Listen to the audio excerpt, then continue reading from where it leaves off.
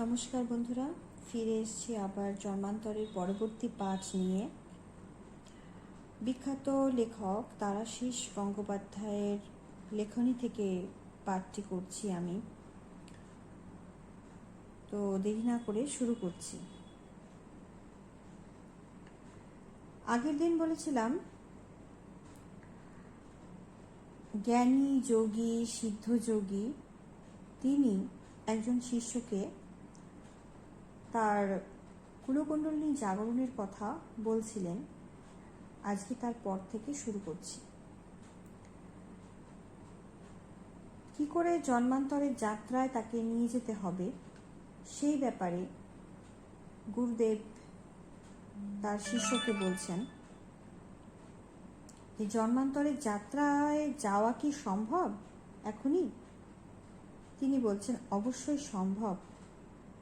আর এখন তো রাতও হয়েছে, চারধারে হই হট্টগোল আর নেই। অতএব ধ্যানের মাধ্যমে আজ্ঞাচক্রে মনোসংযোগ করতে তোরও অসুবিধা হবে না। তবে শুভস্য শীঘ্র, বিলম্ব যে আমিও করতে চাই না। তারপর একটু থেমে জিজ্ঞাসা করলাম, কিন্তু এই যোগী ক্রিয়ায় আমি কিভাবে পূর্ব জন্মগুলিতে ফিরে যাব? কুলকুণ্ডলিনী যোগ সাধন করতে গিয়ে ভুল পন্থা ব্যবহার করায় তোর কুলকুণ্ডলিনী শক্তি জেগে উঠলেও উত্তরণের পথ খুঁজে পায়নি। ফলে তোর এই শক্তি অবদমিত থেকে গেছে। কিন্তু এই শক্তি যে আগ্নেয়গিরির লাভার মতো, এটি যদি একবার জাগে তবে কোনো না কোনোভাবে এর প্রকাশ ঘটবেই। তোর ক্ষেত্রে এই শক্তি সুষুম্না নাড়িতে উত্তরণের পথ খুঁজে না পেয়ে তোর মধ্যে মানসিক বিকার জাগিয়ে তুলেছে। আর এই বিকারের লক্ষণ হলো পূর্বজন্মের স্মৃতিগুলির আংশিক জাগরণ। এমনিতে প্রতিটি দেহধারীর অবচেতন ও প্রাকচেতন মনেই সুপ্তভাবে থেকে যায় তার সকল পূর্বজন্মের স্মৃতি। এরই জন্য অনেক সময়ই অনেককে দেখে ভীষণ পরিচিত লাগে। তাদের অনেককে বিনা কারণে ভালো লাগে, আবার অনেকের প্রতি বিরক্তি জাগে কোনো কারণ ছাড়াই। এইসব পূর্বজন্মের স্মৃতির প্রতিফলন। সাধারণত এই মহাশক্তির বিকাশ ঘটলে পূর্ব জন্মের সকল স্মৃতি সাধকের মনে পড়ে যায়। কিন্তু মুশকিল হলো, তোর মধ্যে কুলকুণ্ডলিনী শক্তির প্রকাশ ঘটলেও যথাযথভাবে তা ঊর্ধ্বপথে চালিত হয়নি। সেই জন্যই পূর্ব জন্মের আংশিক স্মৃতি জেগে উঠেছে তোর মধ্যে। তাই বিভিন্ন জন্মের মৃত্যু দৃশ্যগুলি তুই চোখ বুজলে দেখতে পাচ্ছিস। এটিকে বন্ধ করতে হলে প্রথমেই তোর কুলকুণ্ডলিনী শক্তিকে আপন যোগ বলে আমায় ফিরিয়ে আনতে হবে তোর মূলাধারে। আর তারপর তাকে সুষুম্না পথে চালিত করে নিয়ে আসতে হবে আজ্ঞাচক্রে। সেই মুহূর্তে আমি যেভাবে চাইব সেভাবেই তোকে নিয়ে যাব পূর্ব জন্মের এক একটি প্রেক্ষাপটে। তখন তুই আজ্ঞাচক্রের মধ্যে ছবির মতো দেখতে পাবি সব কিছু। সেই মুহূর্তে তোর সেই জন্মের সময়কার স্মৃতি এবং অনুভূতি ফুটে উঠবে মনে। এমনকি সেই সময়কার আনন্দ, বেদনা, যন্ত্রণাও তুই অনুভব করবি নিজের মাঝে। আর বিগত জন্মগুলির মধ্য দিয়ে এভাবে যেতেই তুই বুঝতে পারবি কিভাবে জন্মান্তর ধরে মানুষের কৃতকর্মের মধ্য দিয়ে প্রারব্ধ নিয়ন্ত্রণ করে তার ভোগ ও দুর্ভোগ। প্রারব্ধ নিয়ন্ত্রণ করে প্রত্যেকটা মানুষের এ জীবনের ভোগ এবং দুর্ভোগ। তাই বলছেন তিনিও, তখনই তুই উপলব্ধি করবি তোর চোখে দুঃস্বপ্ন হয়ে নামতে থাকা মৃত্যু দৃশ্যগুলির কারণ এবং তার ফলশ্রুতি। সেই সাথে অনুভব করবি তোর আজকের এই ব্রহ্মচারী হওয়ার নেপথ্যে পূর্ব জীবনের প্রারব্ধগুলি কত বড় ভূমিকা গ্রহণ করেছে। এই পর্যন্ত বলে স্বামীজি একটু থামলেন। তারপর বললেন, এইবার তোর জন্মান্তরের পথে যাত্রার সময় হয়েছে। এই লগ্নটি নির্দিষ্ট ছিল তোর এহেন যাত্রার জন্য। তুই এবার প্রস্তুত তো? হ্যাঁ বন্ধুরা, এরকম ভাবে সবকিছু পূর্ব নির্দিষ্ট থাকে। জীবনে যা কিছু ঘটছে সেগুলো সমস্ত কিছু পূর্ব নির্দিষ্ট থাকে। কোনো না কোনো কারণ অবশ্যই আছে যে কারোর সাথে ভালো, কারোর সাথে খারাপ কিছু ঘটনা ঘটে থাকে। এগুলোর জন্য আমরা নিজেরাই দায়ী। আমরা প্রারব্ধ হিসেবে কি নিয়ে এসেছি সেটা তো সবার স্মৃতিতে জেগে ওঠে না, কিন্তু সদ্গুরুর সাক্ষাতে অনেক সময় আমাদের এগুলো জানা অতটা সহজ নয়, কিন্তু তবুও চেষ্টা করলে অনেক সময় অনেকেই অনেক কিছু জানতে পারেন। যাই হোক, তিনি বললেন, হ্যাঁ, স্বামীজি বললেন, তাহলে এবার গায়ের পোশাক পরিচ্ছদ সমস্ত খুলে রেখে আমার সামনে স্থির হয়ে পদ্মাসনে বসো। আমি বললাম, কিন্তু পদ্মাসন নিরাবরণ হয়ে বসতে হবে কেন? পদ্মাসনে অন্তত কৌপিনও কি রাখা যায় না?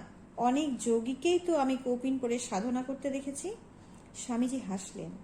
সাধনা তো বর্তমানে তুই করছিস না, বর্তমানে তুই করবি ধ্যান, এবং তুই ধ্যানস্থ হবার পর আমি যোগী ক্রিয়ার মাধ্যমে তোকে নিয়ে যাব জন্মান্তরের পথে। আর সেই জন্য তোর মূলাধার চক্রে প্রাথমিকভাবে জপ করতে হবে আমায়। তুই তো জানিস প্রতিটি জীবের নিতম্বের যে স্থানে মেরুদণ্ডের দক্ষিণ প্রান্ত বিরাজ করে সেখানেই মূলাধারের স্থিতি। তাই সেই স্থান স্পর্শ না করলে শক্তি চালনা নিয়ন্ত্রণ করব কিভাবে? তারপর হেসে বললেন, আর সত্যি বলতে কি, আত্মার বস্ত্র তো এই স্থূল দেহ, এটিকে আত্মার আবরণ মাত্র বলা হয়। তবে আমরা মানুষরা এই আবরণটাকেই তো আমি বলে মনে করি, তাই এর ওপরে নতুন করে বস্ত্র পরিধান করি। কিন্তু সাধকদের এই বস্ত্রের প্রয়োজন হয় না, কারণ তারা জানেন যে এই স্থূলদেহই হলো আমাদের প্রকৃত বস্ত্র। তাই তুই নির্দ্বিধায় স্থূলদেহের উপরকার সমস্ত আবরণ ত্যাগ করে বস, এতে লজ্জার কিছু নেই। সমস্ত বস্ত্র ত্যাগ করলেও তুই তো নগ্ন হচ্ছিস না, তোর এই রক্ত মাংসের দেহটাই তো তোর আবরণ স্বরূপ থাকছে, যে আবরণের মধ্যে স্বয়ং ঈশ্বর তোর জীবাত্মাকে প্রতিষ্ঠা করেছেন। স্বামীজির একথা শুনে কেটে গেল আমার সকল সংকোচ। আমি তৎক্ষণাৎ নিজের আলখাল্লা, কৌপিন সহ প্রতিটি বস্ত্র শরীর থেকে খুলে ফেললাম। তারপর নিরাবরণ দেহে নির্লিপ্তভাবে বসলাম স্বামীজির সামনে। স্বামীজি বললেন, এবার তোর চেতন মনকে আচ্ছন্ন করে ধীরে ধীরে অবচেতন ও প্রাকচেতন মনকে জাগিয়ে তুলতে হবে। আত্মার সকল জন্মের স্মৃতি তো সেখানেই সযত্নে সুরক্ষিত থাকে। এই অবচেতন ও প্রাকচেতন মনকে জাগ্রত করার পরই আমি শুরু করব যৌগিক ক্রিয়া। ধীরে ধীরে তোর জেগে ওঠা কুলকুণ্ডলিনী শক্তিকে সুষুষ্মা নারীর পথে চালনা করে নিয়ে আসবো আজ্ঞা চক্রে। তারপর একটি একটি করে জন্ম পিছিয়ে দেব তোকে। প্রতিটি জন্মের কিছু বিশেষ মুহূর্তের ছবি ভেসে উঠবে তোর আজ্ঞা চক্রের পর্দায়। তার থেকেই তুই পুরো জন্ম সম্বন্ধে একটা ধারণা পেয়ে যাবি। বুঝতে পারবি বিগত জন্মগুলিতে তোর এমন অসহায়ভাবে মৃত্যুর কারণ। আমার দৃঢ় বিশ্বাস এর মাধ্যমেই তুই উপলব্ধি করতে পারবি যে কোন প্রারব্ধের জন্য এত দুর্ভোগ নেমে এলো তোর ভাগ্যে। এই বোধোদয় হলেই কেটে যাবে তোর উপর নেমে আসা দুঃস্বপ্নের অভিশাপ। তারপর একটু থেমে বললেন, এবার আর কথা নয়, তুই পদ্মাসনে বসে ধ্যান শুরু কর। মনকে শান্তভাবে দুই ভ্রুর মাঝের স্থানে আজ্ঞা চক্রে প্রতিষ্ঠিত কর। এই সময়ে শুধুমাত্র আস্তে আস্তে শ্বাস নিবি আর ছাড়বি, এবং ধীরে ধীরে শ্বাসের গতি ক্রমশ কমিয়ে আনবি। বর্তমানে নিঃশ্বাস প্রশ্বাস ছাড়া অন্য কোনো চিন্তাকে মনে ঠাঁই দিবি না। আমি স্বামীজির কথা মতো তৎক্ষণাৎ পদ্মাসনে বসেই ধ্যানে নিবিষ্ট হলাম। তারপর আস্তে আস্তে মনকে নিয়ে এলাম দুই ভ্রুর মাঝখানে, যোগশাস্ত্র মতে যেখানে আজ্ঞা চক্রের অধিষ্ঠান। এই অবস্থায় বসে আস্তে আস্তে শ্বাস নিতে লাগলাম এবং ছাড়তে লাগলাম। এইভাবে ক্রমশ কমিয়ে আনতে লাগলাম নিঃশ্বাসের ওঠানামা। আস্তে আস্তে শুধুমাত্র নাসারন্ধ্রের মধ্যেই সীমিত হয়ে এলো নিঃশ্বাসের গতি। শান্ত নিস্তরঙ্গ হয়ে এলো মন। আসলে দীর্ঘকাল ধরে আমার ধ্যানের অভ্যাস ছিল বলে অল্প সময়ের মধ্যেই ধ্যানের আবেশে ডুবে গেলাম আমি।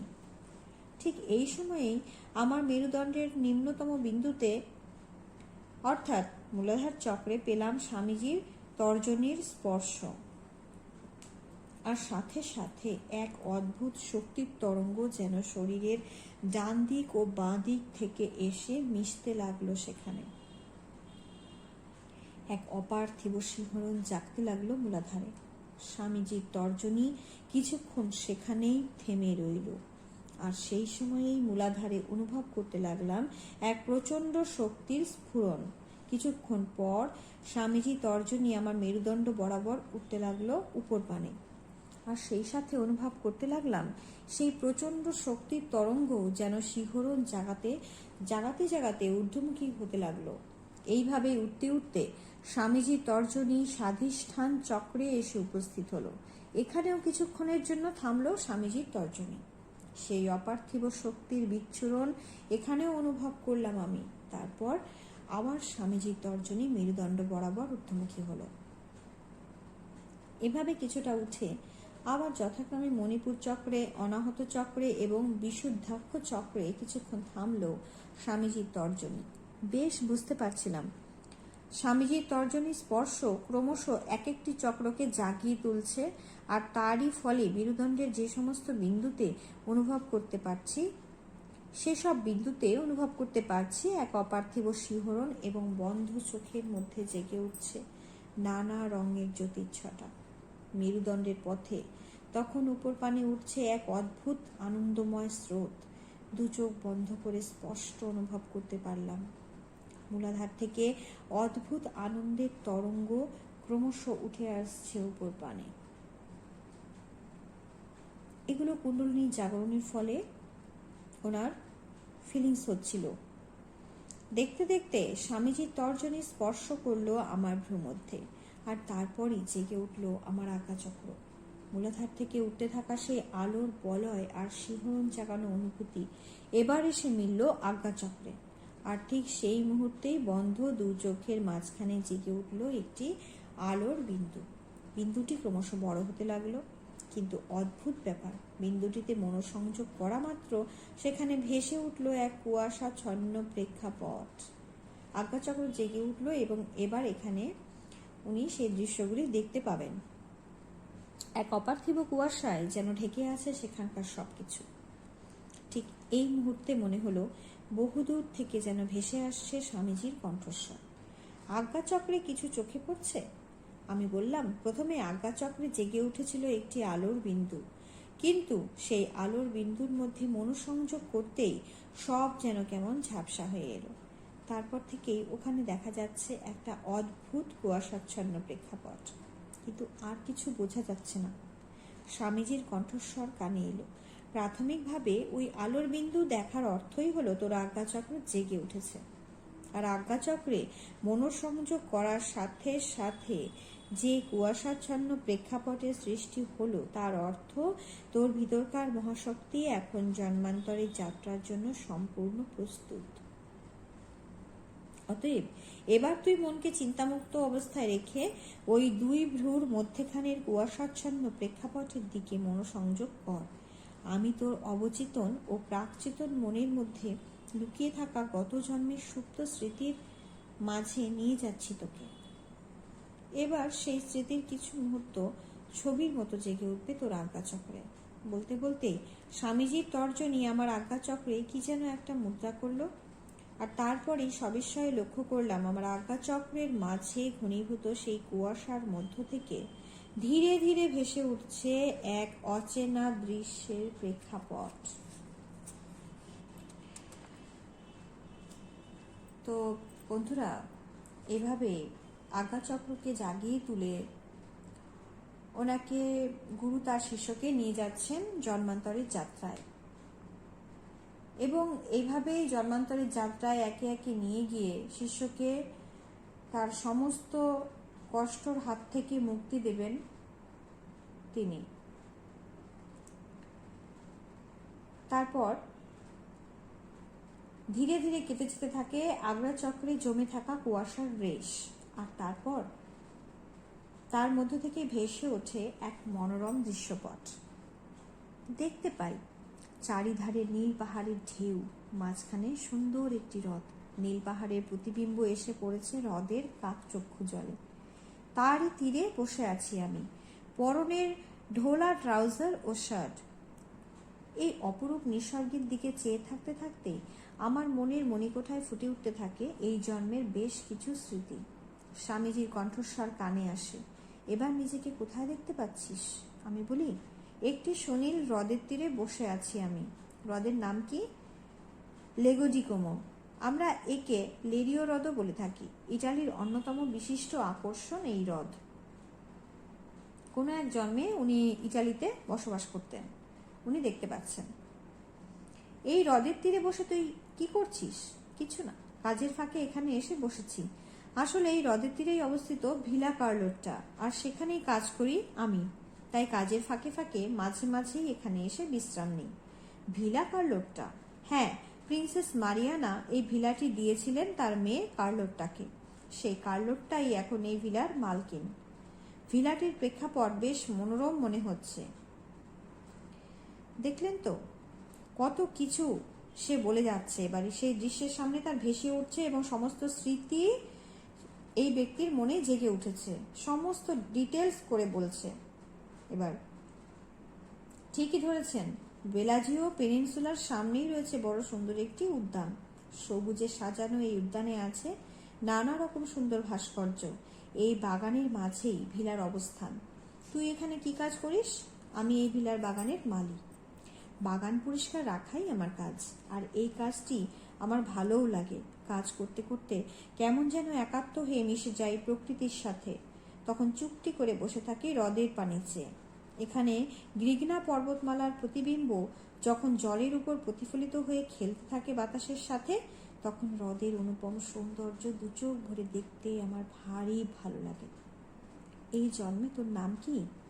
Paulo Adriano. তাহলে তুই কি এখন প্রকৃতির সৌন্দর্য উপভোগেই রত? বলতে পারেন।